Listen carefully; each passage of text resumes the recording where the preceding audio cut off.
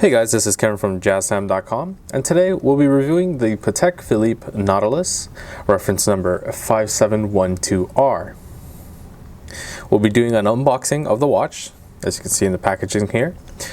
We'll also be going over the pricing, the dial, bezel, case, crown, strap, clasp, and we'll talk about the movement towards the end. Okay, so as an end user, you actually won't ever be receiving this Patek Philippe's in a box like this. This is coming straight from the authorized dealers. So this is going to be the first time that this watch has been out of this box. So let me go ahead. See that quality control sticker there? Let me go ahead and pop this off now.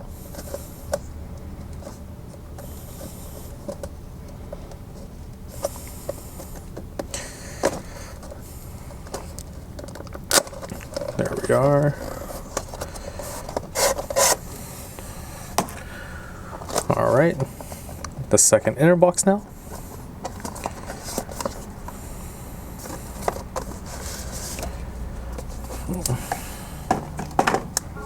Okay. Let's see. Additional strap here in the black.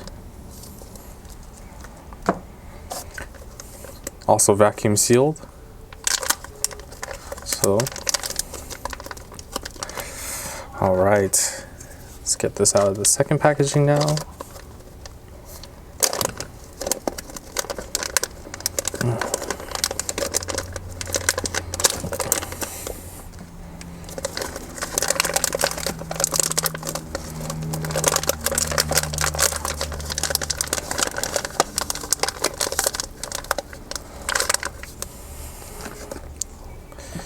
Look at that. All right, take it out of this. A lot of packaging went through this. A lot of packaging. All right. Get this out of the way. All right, so here we have completely fresh, completely brand new Patek Philippe Nautilus, first time out of its box. Absolutely gorgeous. All right, so let's go ahead and talk about the pricing for this watch first, as I'm sure you guys are all excited to hear about the price of the watch. You're looking at, for an authorized dealer, you're looking at $43,500. That is the retail pricing. At JazTime.com, you can get this for as low as $39,600. So you're looking at around $2,900 in savings. And, okay, so let's go ahead and move on to the dial now. So dial, absolutely beautiful. If you're not actually interested in the rose gold, the other configurations of this watch, specifically for the moon phase watch, you're looking at a gray dial, which is a same dial but in a steel case on leather band, and you can also get it in a blue dial on steel case and leather band as well. Okay, so you do have some other options if you're not interested in the rose gold. So for the dial, you're looking at the gray dial, absolutely beautiful dial. One thing I want to mention is that it sort of starts out as a gray silver dial in the center, and it just has a beautiful gradation as it goes outwards towards the edges of the dial behind the index hour markers. It has that nice like darker gray at the edges, and just really absolutely gorgeous use of gradation on the dial. For the hour markers, we have index stick markers, which are 18 karat, the 18 karat rose gold fashioned with luminous coating. That can be said about the hands as well. We have that rose gold and that luminescent coating as well. So this watch will glow in the dark for easier viewability. For the sub dials, at the top left, at the 10 o'clock, 11 o'clock position, we have the power reserve indicator. And it's actually a very dynamic sub dial as well, as I'll show you here. If you wind the watch, you can actually see that power reserve begin to fill up.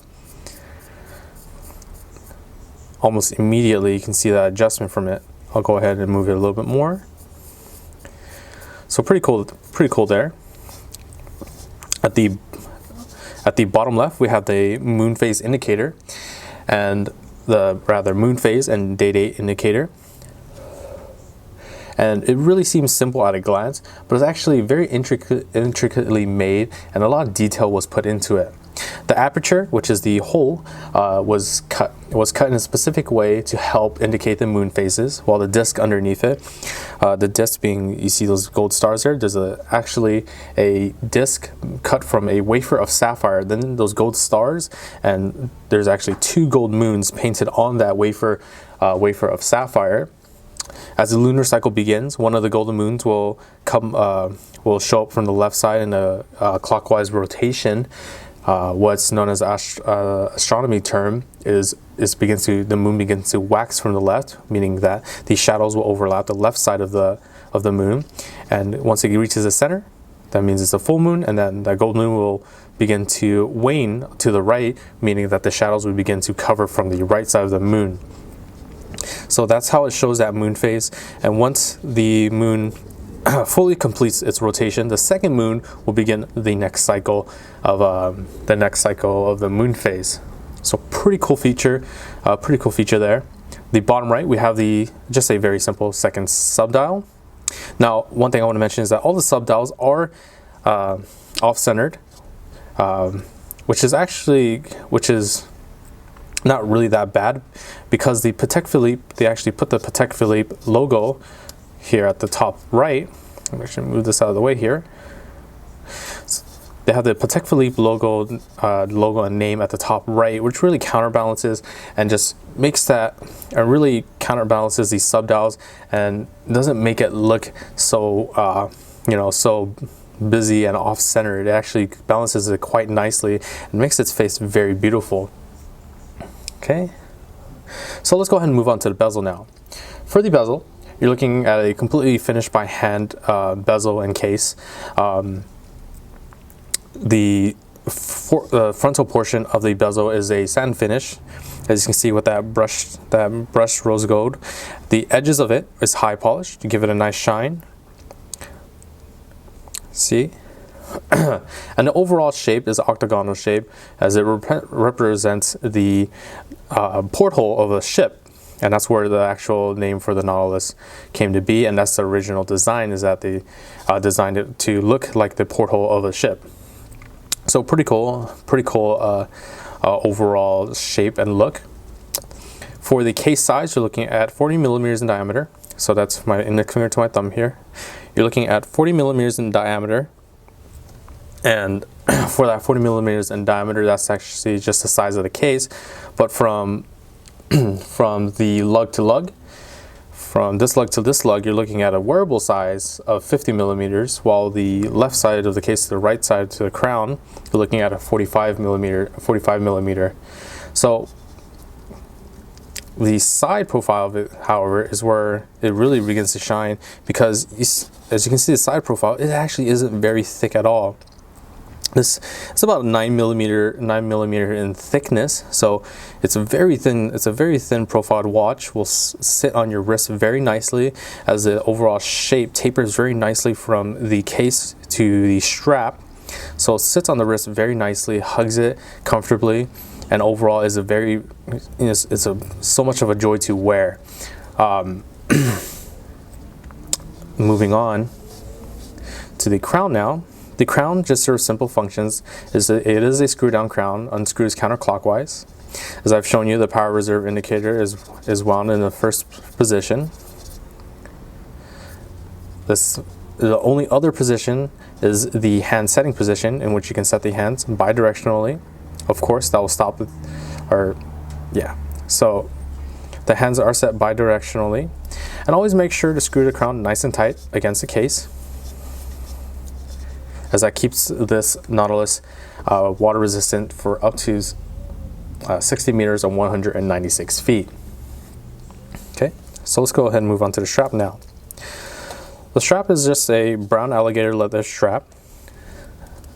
It's actually very beautiful, very well made. One thing I like to show is just the overall frontal view. As you can see, the tapering from the case lugs all the way down to the strap has a very beautiful taper, and it really helps with being very comfortable on the wrist and helping that overall aesthetic look. The brown really complements and contrasts that rose gold and just looks very beautiful. But however, if you don't prefer the leather band, this watch actually comes under a different reference number for a full rose gold band, and the reference number for that one, if you want to check it out, is 5980. Okay. For the clasp, here's a clasp. That is brand new. I have, of course, it's off the thing. The strap isn't fully attached to the clasp yet. The clasp is a twin double deployment clasp, or rather a twin trigger double deployment clasp. See, it's shown there. Okay. So let me show that again. So the buttons are on the side of the deployment right here, and that opens up the first side, and then right here it pops off the second side.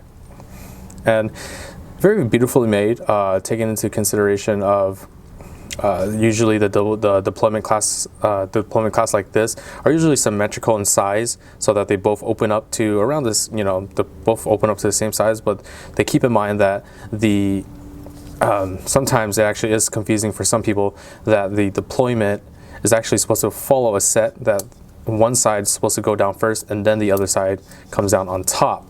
So the smaller portion of the deployment really helps with keeping that idea of this side, the smaller side going down first, and the larger side closing in on top. Okay, let's go ahead and move on to the movement now. The movement is housed in this beautiful exhibition case back. The movement is a mechanical self-winding movement. It's Patek Philippe's caliber 240 PSIMRM CLU. It has a mini 22 karat gold rotor at the bottom here. Keeps a power reserve of a minimum of 38 hours to a maximum of 48 hours. It's a movement made up of 265 different parts, about 29 jewels. Okay, let's see if I give a closer look. And look at that beautiful machine finish patterns on the bridges.